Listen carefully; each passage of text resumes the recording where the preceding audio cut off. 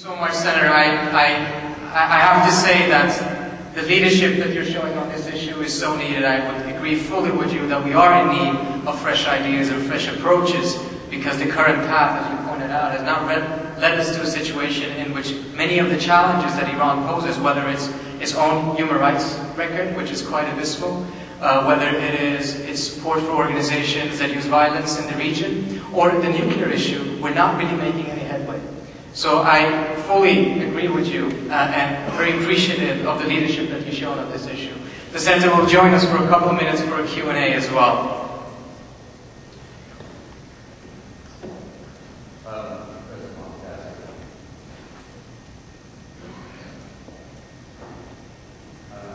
I'm not in politics, I'm a professor of chemistry. But with all due respect, we always allow our students to make mistakes. More than one mistake, then the results are regrettable.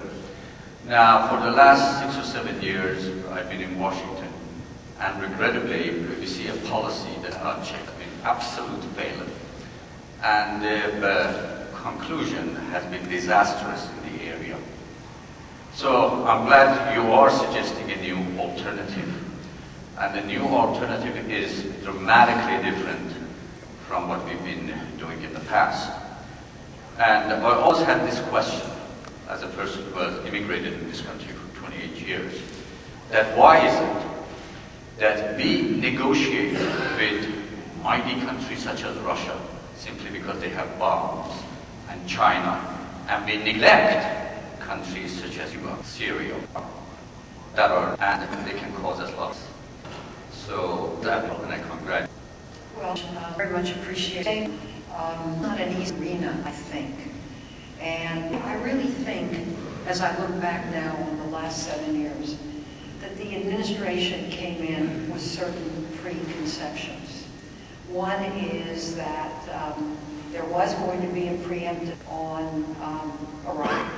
Second, the use of the phrase axis of evil in a State of the Union was not just a parenthetical expression. It communicated a very definitive message. My own particular view is, well, let me tell you a couple of other things.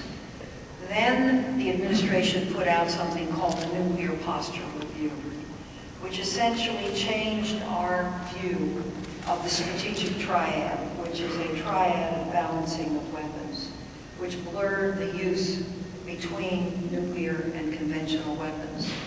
We have never had a no first use policy, but we have always had a kind of strategic ambiguity.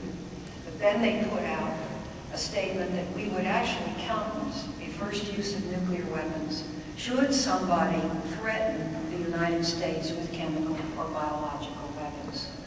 Then you have, of course, North Korea moving staunchly to develop nuclear weapons, which they had before, that's true. But you see the result of a policy of isolation. You see the development of a bunker mentality that isolating a country produces. And I've learned from that this is not a good idea. Diplomacy is not for discussions with your allies. Diplomacy is meant to be used against adversaries, potential enemies, to try to present an alternative to a militaristic pattern. And I happen to believe in diplomacy.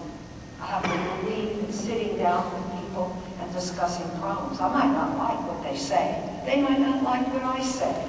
But nonetheless, if they represent a country, and if I represent a country, both our views are important. Iran is not Iraq. A war with Iran would be devastating. It makes no sense, I think, in anybody's book. And it makes no sense particularly when robust, and I use that word, robust diplomacy has never been tried. I don't think our country should be so proud as not to try. And I think that my hope is that the American Iranian community can begin to weigh in and work toward mutual discussion on these issues. You know, and there's something, I guess maybe people press, well, if you sit down and discuss, you have to come away with something. You have to have an agreement. There has to be a signature on the bottom line. To that I say, that's not so at all. People need to talk more. Leaders need to talk more. Not every meeting is going to come away with agreement. Not every meeting is going to come away with a new treaty or something that both people want to agree on. But it does open doors, and it does move ideas across a partisan divide. So I have had the occasion to talk with Iranians. It's true they have mainly been academics, but I know there are people in Iran that don't want to see their country go down the path to war. And I know there are people in this country that don't want to see our country go down to the path of war. We have a very big agenda. We have to leave Iraq better than we found it. We have to concentrate on Afghanistan.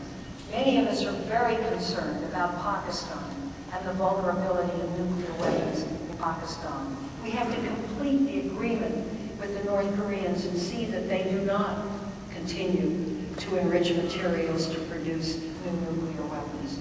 And I think, I really hope that this election will bring about a change. I have never known a time in my lifetime when I felt that kind of change was more necessary. Diplomacy is a very important tool in the handbook of international governance.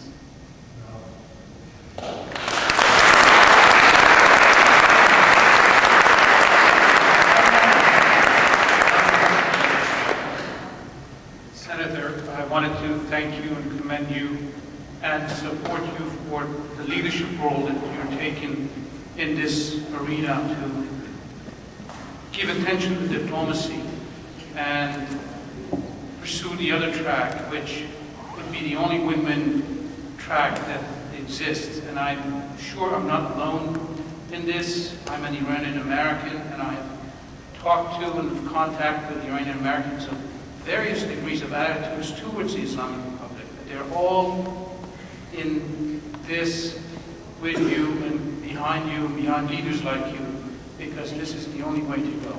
Thank you very much. You've got your work cut out for you. So thank you very much.